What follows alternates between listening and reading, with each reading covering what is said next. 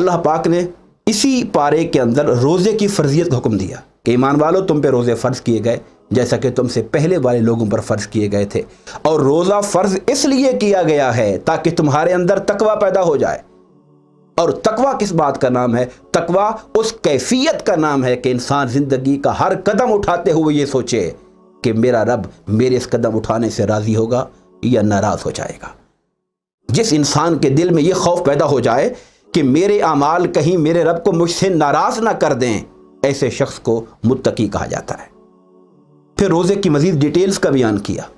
رمضان کی راتوں کے اندر مردوں کا، شوہروں کا اپنی بیویوں سے تعلق رکھنا جائز ہے، لیکن اعتکاف کے اندر جائز نہیں ہے۔ اسی طرح یہ بھی بیان کیا گیا کہ جو یہود تھے وہ ماہ رمضان میں روزوں کی حالت میں عورتوں کے بالکل قریب جانے کے منع کرتے تھے، اور جو نصارہ تھے وہ کوئی پابندی نہیں رکھتے تھے۔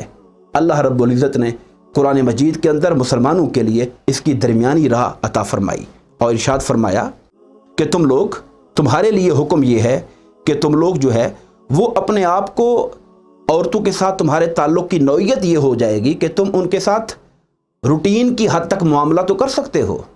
اگر میں اس کو تھوڑا سا اور کھولوں تو یوں کہہ سکتے ہیں کہ ان کے ساتھ بیٹھنا، گفتگو کرنا، حتیٰ کہ بوس و کنار کرنا کی حد تک بھی اجازت ہے، مگر وہ جو تعلق ازدواجی ہے اس کو منع کر دیا گیا تھا۔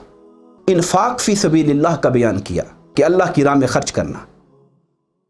قرآن مجید میں یہ جو سبجیکٹ ہے اللہ کی راہ میں خرچ کرنے کا، اسے بڑی تفصیل سے بیان کیا گیا، اور خاص طور پہ سورہ بقرہ اور اس پارے کے اندر اس کا بیان بڑی تفصیل کے ساتھ آیا۔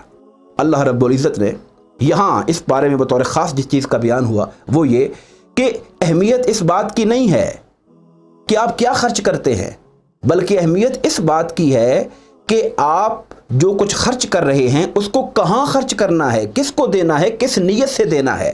آپ کے اخلاص کی اہمیت ہے۔ اللہ پاک نے فرمایا کہ ما انفقتم من خیر فللوالدین، جو کچھ تم خرچ کرتے ہو اس کے سب سے پہلے حقدار تمہارے والدین ہوتے ہیں، پھر تمہارے رشتہ دار ہیں، پھر تمہارے پڑوس کے یتامى اور مساکین ہوتے ہیں۔